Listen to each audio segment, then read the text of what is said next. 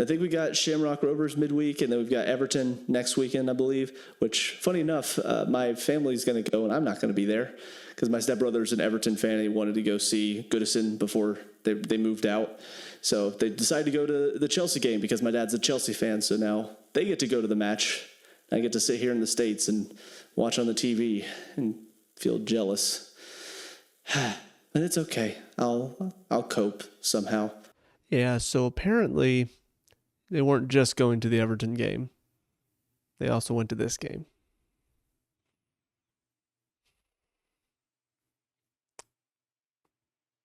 Got some pretty good seats, huh? I'm not bitter. What's up, guys? Mason the Brock Henderson here. So, perfect run through the group stage of the Conference League. The only really interesting thing to talk about, because this ended up being a pretty straightforward match for us, is how much the commentator on Paramount Plus for this match did not want it to be a straightforward match. Because as soon as Shamrock scored the goal, it turned that little molehill into a huge mountain for Chelsea to climb. I tell you what, if you listened to him, you would have thought that Shamrock were on the verge of about going and scoring 3 or 4 more to put them ahead by a lot. I'm just sitting here going, they've had 2 chances. One was a breakaway and one was off the corner. That's been it. And all of a sudden now we're on the back foot. We were comfortably in control of the match. At no point did I feel like we weren't going to win. He even referenced the Heidenheim match and saying how it took us a while to score, but it never really felt like we weren't going to win that match. I'm thinking, do you think we're not going to win this? Does it feel like we're about to lose this match? Talking like we don't ever give up goals or anything. And yeah, we've kept a couple of clean sheets in this competition, but our defense is still pretty weak. I mean, our first team defense is already weak, and this is second team defense. So I know we've got a couple of youngsters, but I don't know, giving up a goal, especially a goal like that, it was just from a set piece, a little sloppy defensively, deflection as well. That goal did not really change my opinion on the match at all, but the commentator clearly wanted us to think that it was, oh, this is huge, what a big goal. Now Chelsea are on the back foot. This game could go anywhere now. I'm thinking, no, it's not. We look in control still. 5 minutes after, he's still rambling on and on about it, and I'm sitting here going, no, we're probably going to score here soon. But anyways, before we get into the team stuff, I did want to quickly go over the Mudryk situation and kind of my thoughts on it, because obviously it is something that's happening right now. Thankfully, it doesn't feel like it's taking too much focus away from this team, because they clearly showed today they were fully focused on getting this job done. And I think that's very important from the team side of things, from Maresca's side of things, is to keep everybody focused on the task at hand. And it's very clear this is trying to become the big story.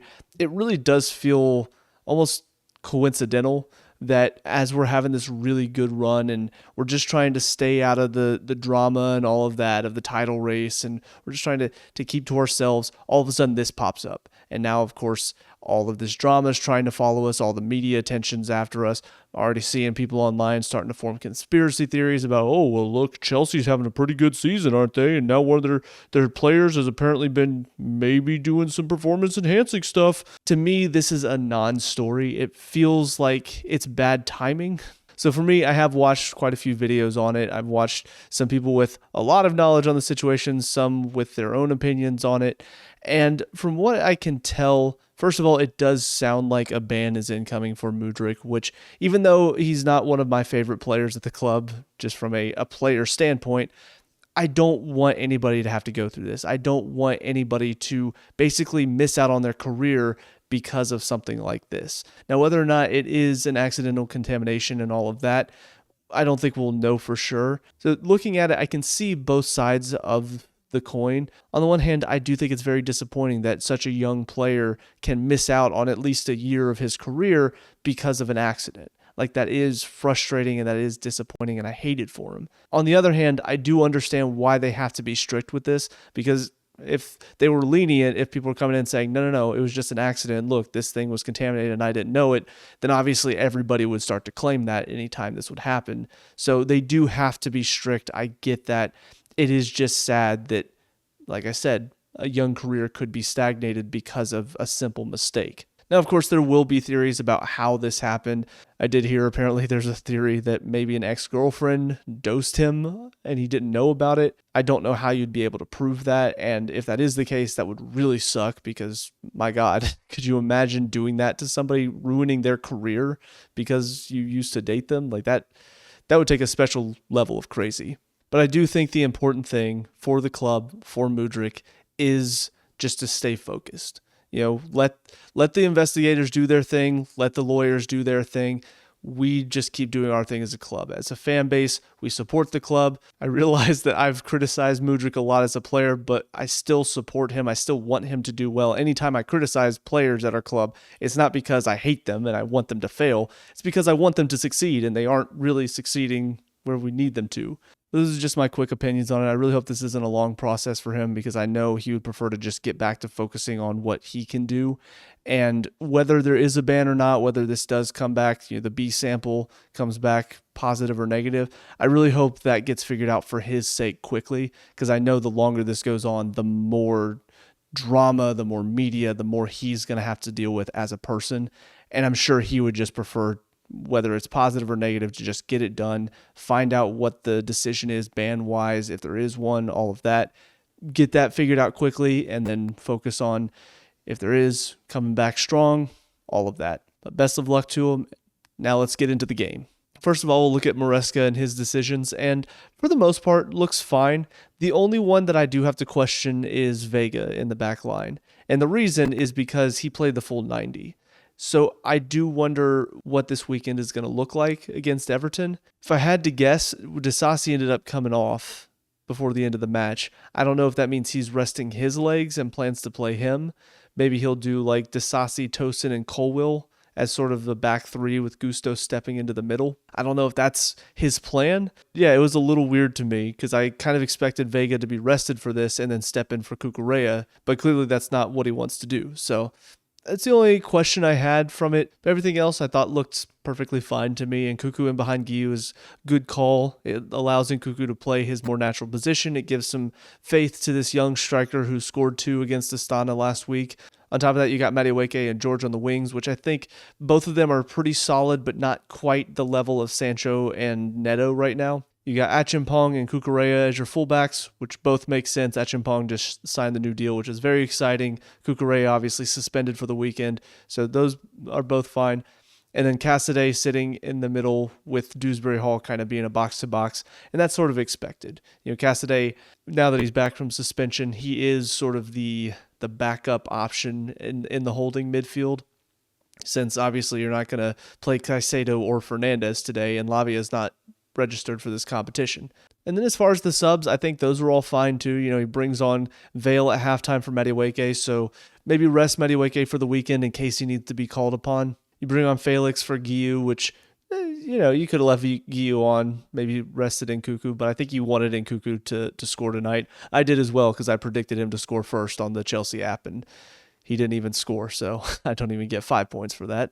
But he also brought on Murray-Campbell, who's a young player who I don't think is featured for us yet this season.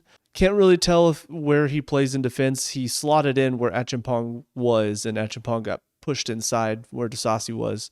And then Rak-Sakyi comes on late for Dewsbury-Hall and looked like might have been feeling something. Not sure if it was a knock, not sure if it's just his legs were gone. It's a fine sub, one to give this young guy in the midfield a little bit more time. Yeah, so solid lineup, decent subs. Getting into individuals now, starting with Jorgensen. Not really much to do on the night. He had a couple moments where he had to make a save or come out and collect. Did fine with most of it. He really didn't even need to be used for his feet tonight because we had so much possession in the midfield and up in our attacking third. So he really wasn't called upon much. So this is not really a game for him. But the few moments he was called upon, obviously the goal, not much he can do. Overall, he's fine.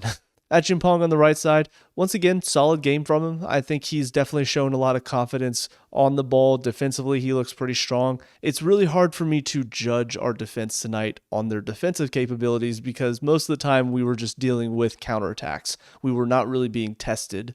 I will say that is one area that I will be interested to see for Acheampong. Will he be able to stand up under teams that are going to throw more forward at him? For the most part, it seems like he does okay because he did make a couple of good challenges tonight, but I feel like overall it's definitely not the level that we would normally expect to see from most teams in Europe. So presumably I expect him to keep starting matches in the Conference League all the way to the end. And so if we do face a team like a Fiorentina or I think Legia Warsaw, can't remember a couple of the other teams that are, some of the more European familiar clubs is the best word I can think of. I expect those teams will give us a bit more of a fight. So for Acheampong, for some of these other guys in the back line, those will be the games where I do expect them to actually see what they can do defensively. Because obviously for the goal, for the couple of counterattacks that they had, it did look a little too easy for them to play through us.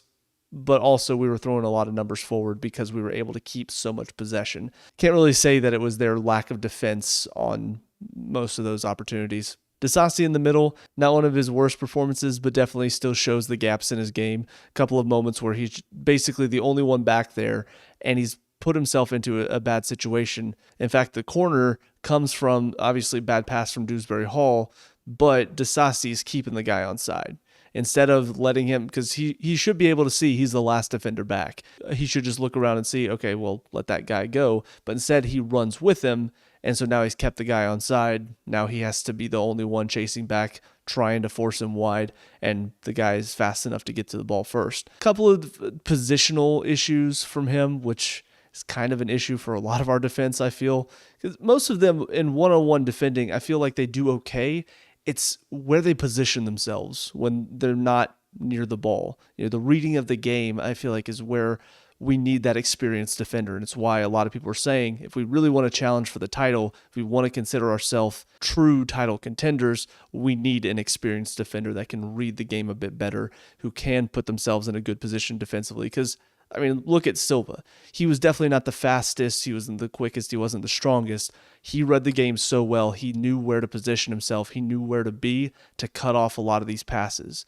So it was his intelligence that made him a great defender. And I feel like we lack some of that intelligence defensively right now. Vega, I wasn't really sure what to expect because, again, obviously was not expecting him to start because I expected him to play on the weekend. But also, this is his first time playing in the center of defense. Where he's impressed me in the Conference League this season has been on the ball. I feel like he's a pretty good passer of the ball. He keeps possession pretty well when he's dribbling. His defense is where he's lacked a little bit at times. So putting him in defense, I wasn't really sure how that was going to work out. But thankfully, as I was saying, Shamrock were not really testing us today on the defensive side of things. So he wasn't really called into question too often there. And then Kukure on the left side, he was his normal ball of energy. Great for him to get another goal to top off the one from the weekend. Cassidy in the midfield, that was okay. I do expect to see a little bit more from him as far as controlling the midfield. A couple of his passes were a little wayward. A couple of times it felt like defensively he was maybe not quite as involved as I'd like to see from him. And I have heard a couple of rumors that he might be leaving in January on a loan or something. So if that's the case, maybe it's just that feeling of, well, my place isn't here, so he's not really fully focused. But I think the main problem that I see from him is decision making. It needs to improve, whether it's the passes that he's making or whether it's the challenges that he's putting in. Throughout the match, there were just a few moments that I feel like it's got to be a little bit better, especially if you want to start trying to break into that first team, which I know he's not anywhere near it because Caicedo, Fernandez, and Lavia are all far, far ahead of him. But for where he is, he's not this young kid. He should be starting to get to a point where maybe he could be breaking into the team soon. And I just don't see that from him, unfortunately. Dewsbury-Hall also in there. Good for him to get his goal. I still just don't really see much from him. I feel like it's a little too slow. The passes aren't really good enough. Defensively, a little too easy to beat him at times. I hate to say it. I don't want to be mean, and obviously winning 5-1 and he scores.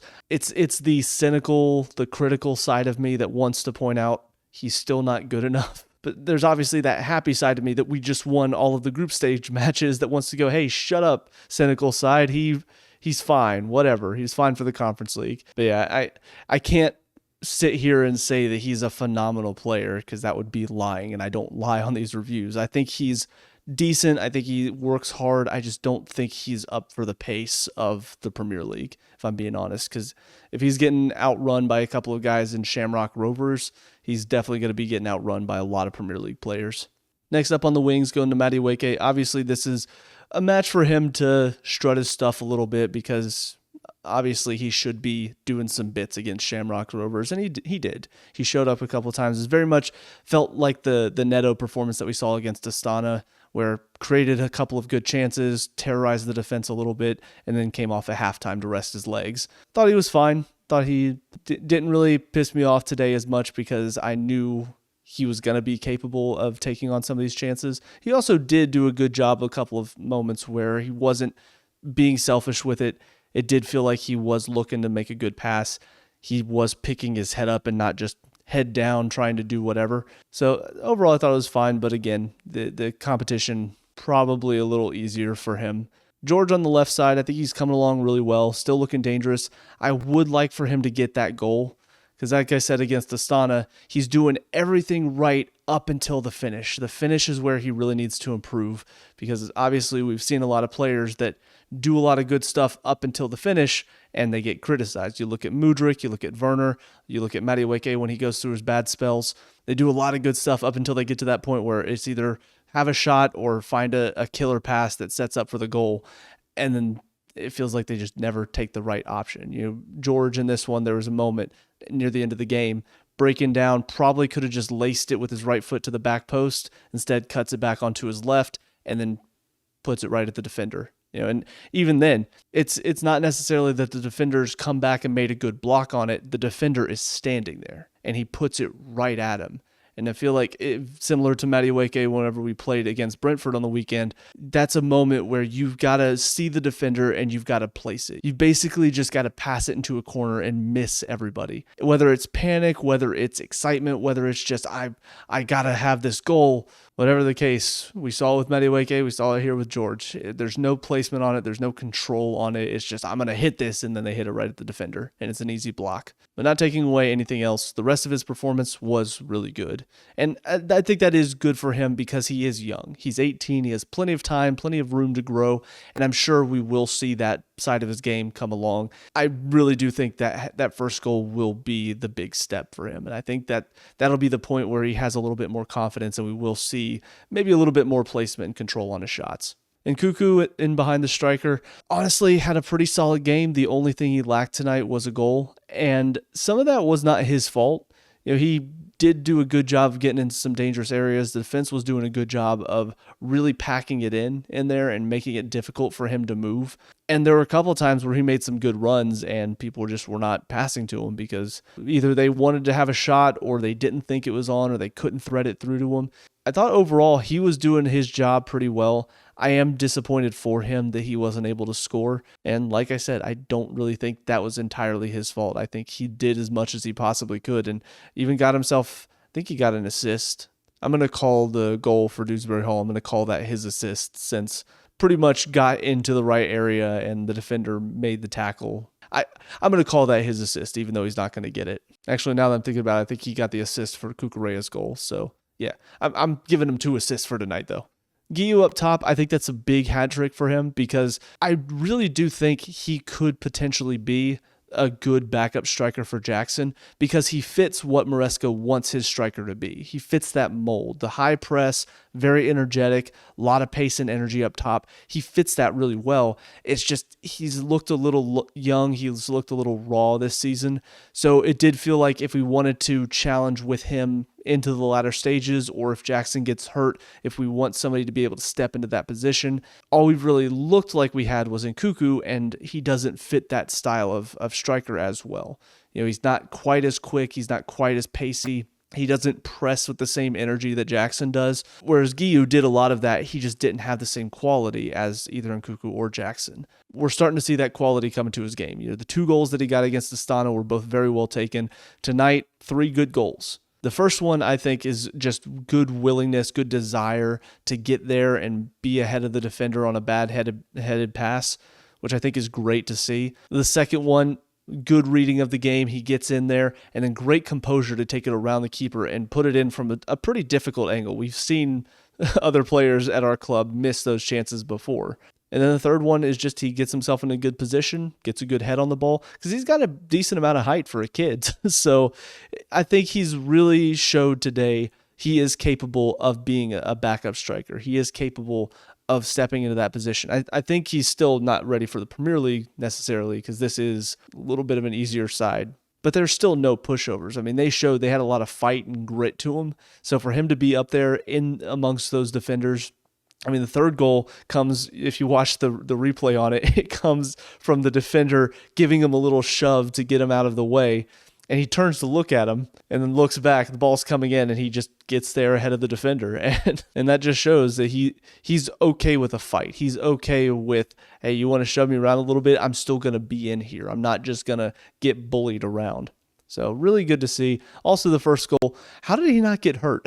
I watched that replay so many times and I swear he ate that post with his face, and he just gets up and runs off like nothing happened. Like, you look like you just got absolutely beamed in the face. How are you fine? But as far as the subs that came on, Vale came on, had a couple of good moments throughout the second half, but overall, I talked about this a bit with Astana. He's a player that has been kind of around the team a little bit for the past couple of years, never really broke in, and it always felt like he was on the verge. He's going to be good, guys. He's already at 18. He's already looking pretty solid. He's already got some quality to him. You know, see him in an FA Cup match, I think, or I can't remember what match he played now, but I remember him stepping up and it was exciting because he was young and he looked hungry. And now I think I looked it up after the Astana match. He's 21 now. He doesn't really feel like he's any closer. In fact, I'm looking at his performance going, if he were a kid, be okay. It would be a good starting point. But at 21, you should be starting to reach that point. Because obviously it's still young. I'm not saying that, his career's done.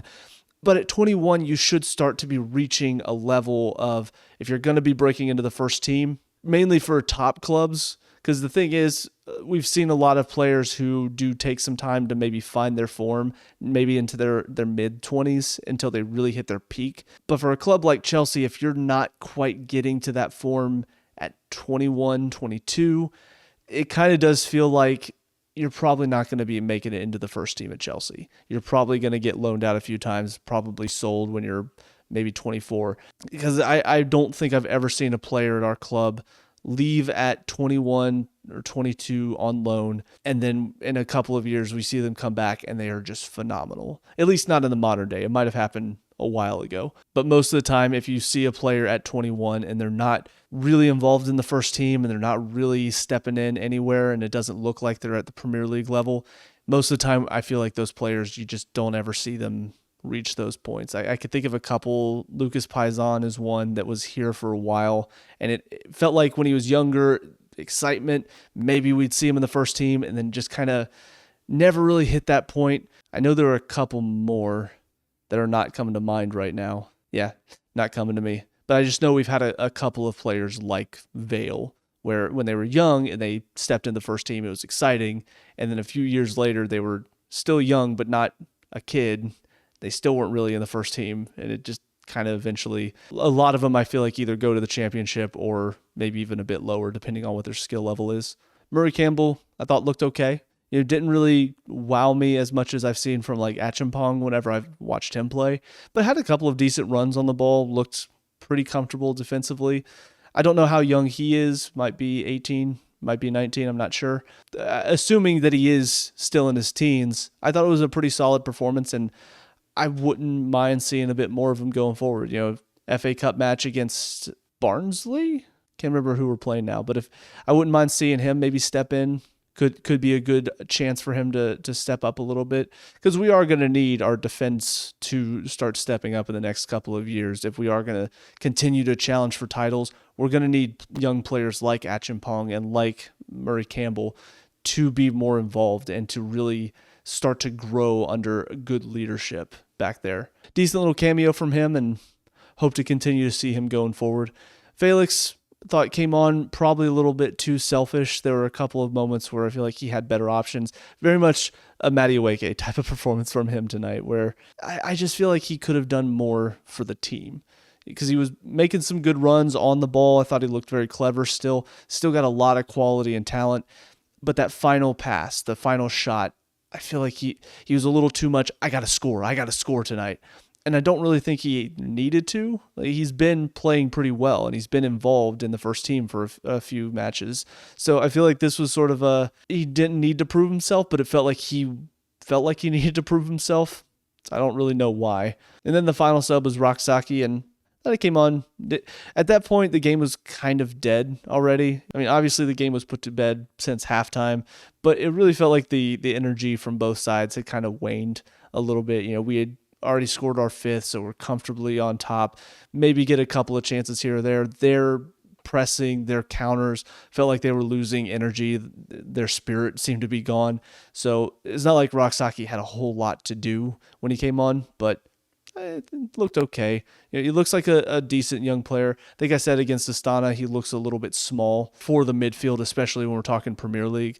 But on the ball, he looks pretty comfortable. It makes me think of Billy Gilmore a little bit. If he's comfortable enough on the ball to make passes to where he doesn't have to worry about getting challenged, because obviously that was something Gilmore never really had, was strength and pace. But he was clever enough to make sure that when the challenges did come in, he would get rid of the ball quickly. So if Rak-Sakyi can do sort of the same thing, which he does move the ball pretty well, then I think he might be okay, assuming he doesn't get bigger in the next couple of years. But all in all, solid performance. Like I said, great to win out on the group. And now we go into the weekend with a very difficult match, and one that would be great to win, but you know what? It's okay if we don't, because we're not in a title challenge. We are just comfortable, just looking to get any 3 points we can. We're comfortably top 4, which is where we want to be, and we're through to the knockout rounds of the Conference League, which is where we also want to be because we want to win that. What else can I say? We're happy right where we are. So with that being said, let me know what you guys think down in the comment section below. What were your thoughts on the game today? Let me know. We can talk about and discuss all that good stuff. Leave a like and subscribe for future Chelsea reviews. Also check out the channel. We have a couple of Let's Plays on here, as well as a ton of TV show reviews. So check those out if you have time. But until next time, I hope you guys have a great day, and I'll talk to you all later. Peace out.